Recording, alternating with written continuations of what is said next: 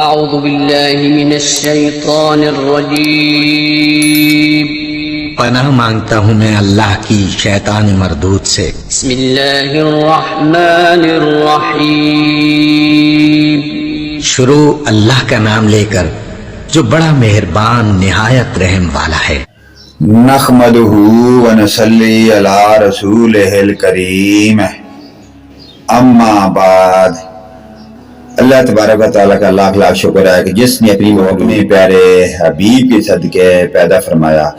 ناظرین کرام، اسلامی ویڈیو شروع کرنے سے پہلے دنیا کے تمام دوست بھائیوں سے گزارش ہے، عرض ہے کہ ہماری ویڈیو کو لائک کریں اور سبسکرائب کریں اور ساتھ لگے ہوئے گھنٹی کے آل کے بٹن کو ضرور پریس کریں تاکہ ہماری نئی اسلامی ویڈیو آنے پر اس کا آپ کو جلد ہی نوٹیفیکیشن ملتا رہے، جس سے آپ نیک لفظ بھی سن کر اس پر عمل کریں گے تو اس کا آپ اچھا صلاح پائیں گے اور ہمیں بھی اس کا اچھا بدلہ دیا جائے گا۔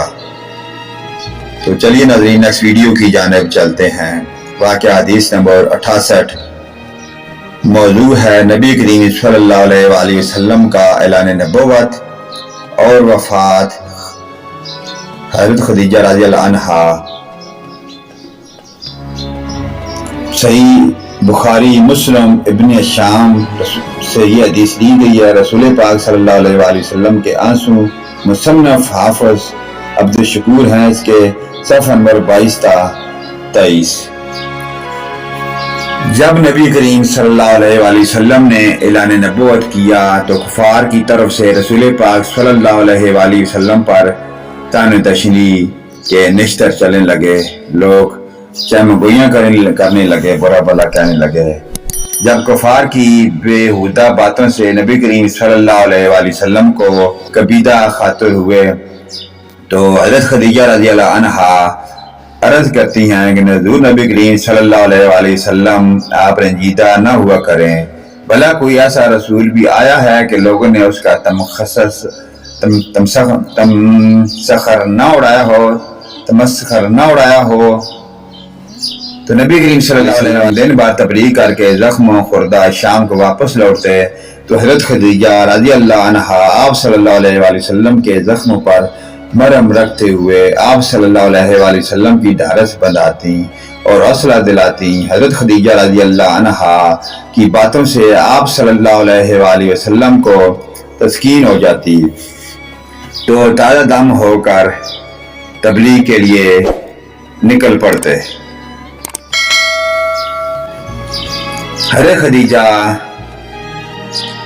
الکبریٰ رضی اللہ عنہا کا نبی کریم صلی اللہ علیہ وآلہ وسلم کے ساتھ گزرا ہوا دور بڑا ہی پرآشوب دور تھا۔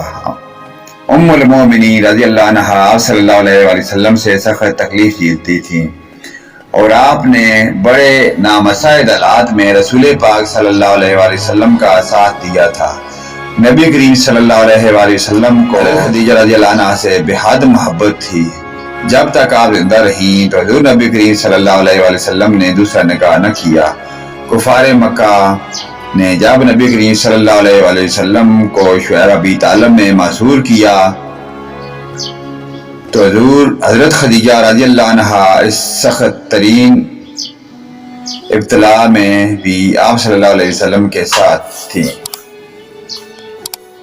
حضرت خدیجہ الکبریٰ رضی اللہ عنہا نے 3 سال تک اس مسوری کے روح فرسا آلام مصائب بڑے صبر کے ساتھ برداشت کیے۔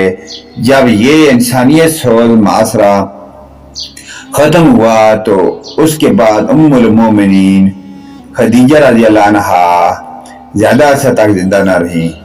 10 نبوت رمضان مبارک میں یا اس سے کچھ عرصہ پہلے آپ رضی اللہ عنہا ہو گئی۔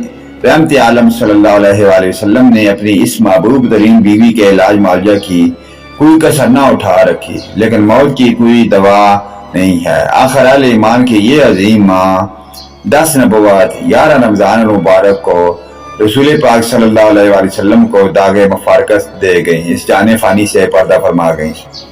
اللہ اکبر۔ آپ کی وفات سے نبی کریم صلی اللہ علیہ وآلہ وسلم پر غم کے ٹوٹ پڑے۔ جس سال حضرت خدیجہ رضی اللہ عنہا فوت ہوئی، نبی کریم صلی اللہ علیہ وآلہ وسلم نے اس کا نام عام الحزن، غم کا سال رکھ دیا۔ اس بے پناہ صدمے سے آپ صلی اللہ علیہ وآلہ وسلم اکثر مغموم رہنے لگے۔